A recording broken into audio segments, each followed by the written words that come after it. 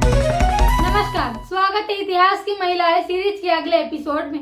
पिछले एपिसोड में हमने बात की थी अहिल्याबाई होलकर की, जिनकी न्यायप्रियता और नेतृत्व क्षमता आज भी हमारे लिए एक आदर्श है। आज हम आपको एक और प्रेरणादायक महिला की कहानी सुनाएंगे, जिनकी गाथा बलिदान, संघर्ष और संस्कृति की रक्षा की मिसाल है।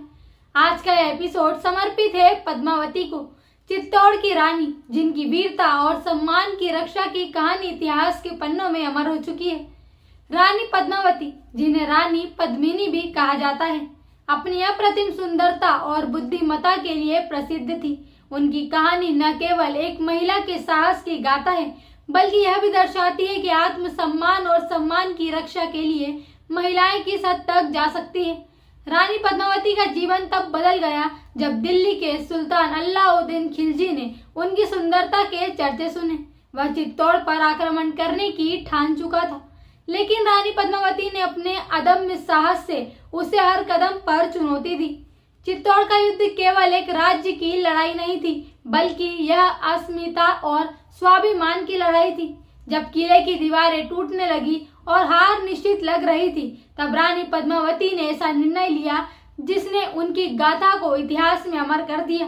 उन्होंने अपने सम्मान की रक्षा के लिए जौहर करने का कठोर और वीरतापूर्ण निर्णय लिया।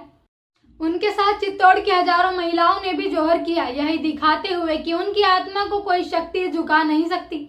यह केवल बलिदान नहीं था, बल्कि यह संदेश था कि आत्मसम्मान के लिए कुछ भी कुर्बान किया जा सकता है। रानी पद्मावती का यह कदम साहस और त्याग की पराकाष्ठा था। उन्होंने यह साबित कर दिया कि एक महिला की सबसे बड़ी ताकत उसका आत्मसम्मान है, और जब वह उसकी रक्षा के लिए खड़ी होती है तो वह किसी भी शक्ति से बड़ा उदाहरण बन जाती है। आज रानी पद्मावती की गाथा में यह सिखाती है कि साहस केवल शारीरिक बल में नहीं, बल्कि अपने मूल्यों और आदर्शों के लिए खड़े होने में। उनका बलिदान हमें यह भी याद दिलाता है कि सम्मान और आत्मसम्मान की कीमत पर कभी समझौता नहीं किया जा सकता। तो आइए रानी पद्मावती की वीरता को सलाम करें और उनके संघर्ष को याद रखें। अगले एपिसोड में हम आपको एक और महान महिला की कहानी सुनाएंगे, जिन्होंने अपनी प्रतिभा और नीतियों से न केवल अपने समय को प्रभावित किया, बल्कि आने वाली पीढ़ियों को भी प्रेरित किया। तब तक जुड़े रहें हमारे साथ। धन्यवाद।